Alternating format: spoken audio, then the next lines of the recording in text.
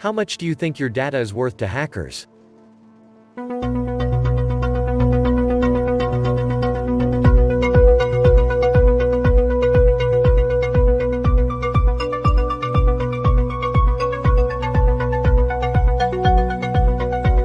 Many people are unaware of the value and importance of their personal information. Most people don't know how much it would cost for a hacker to steal their identity, or what could happen if that happened. This post will discuss how important it is to protect your private data on social media and other websites you use so that you can avoid this happening to you. Data breaches are common, and many records are stolen every year. Most of the time, when people talk about data breaches, they think about how they happened and what it means for organizations and people. But where does the data go? Can you find out by reading a book? Ravi Zen, a cybersecurity research, tracks data breaches. If hackers break into someone's computer and take information, it could be used to embarrass them or show that they are doing something wrong. There are different ways that people use the stolen data. One way is to show it in public. In 2014, hackers backed by North Korea stole Sony Pictures Entertainment employee data. The hackers also made the emails public to embarrass the company.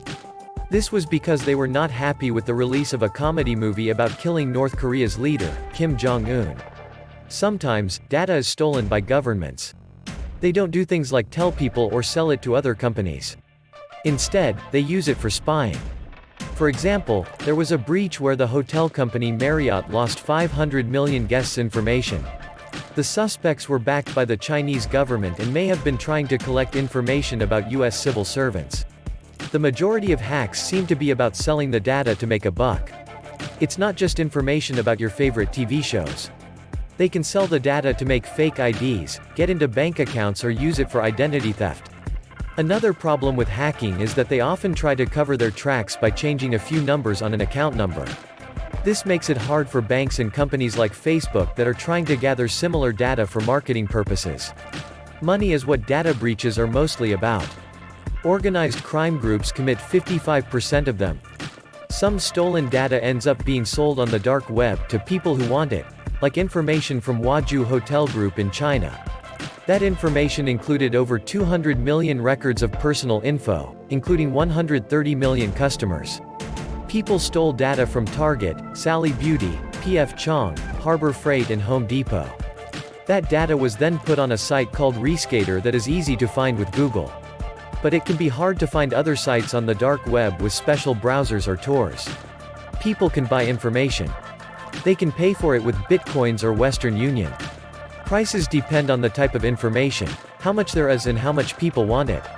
For example, stolen personal identification info went from $4 in 2014 to $1 in 2015 because there was a lot of it that people were selling. Information about email containing 100,000 to 2 million email addresses. These lists sell for $10. Voter databases that come from different states can also be bought for $100. Cloned MasterCard with PIN sold for $15 in 2020, is up to $25 in 2021. Cloned American Express with PIN sold for $35 in 2020 is at $35 in 2021. A hacked PayPal transfer from a stolen account, with $1,000 to $3,000 costs between $320 and $340. A hacked Facebook account costs $75 in 2020 and $65 in 2021. The reduction in price is largely down to improved security features. Where does the stolen data go? A buyer can use stolen data in several ways.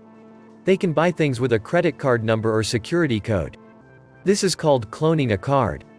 They might also use your social security number, home address, full name, and date of birth to pretend to be you and take money from you that should go to the government. This is called identity theft. Sometimes, people steal personal information. They might sell it to companies that send spam or do other things. The buyers of the stolen information might use it in phishing or social engineering attacks and to send out malware. Hackers have been targeting personal information and financial data for a long time because they are easy to sell. Healthcare data has become an attraction in recent years. In some cases, the motivation is extortion. A good example is the theft of patient data from a Finnish psychotherapy practice firm. The people who stole it demanded that the company and the patients pay a ransom to expose their mental health records. At least 300 of these stolen records have been posted online, according to an Associated Press report. Stolen data including medical diplomas, medical licenses and insurance documents can also be used to forge a medical background. How to protect yourself? If you find out that your data is stolen, the first thing to do is check if it is on the dark web. A good way to do this is use websites like haveibeenpwned.com and IntelligenceX. They can tell you if your email was part of the stolen data or not. If someone tries to take your information, you should tell your credit reporting agencies and other organizations that collect data about you like doctors, insurance companies, banks and credit card companies. You can also report the incident to the Federal Trade Commission to get a plan on how to recover from this.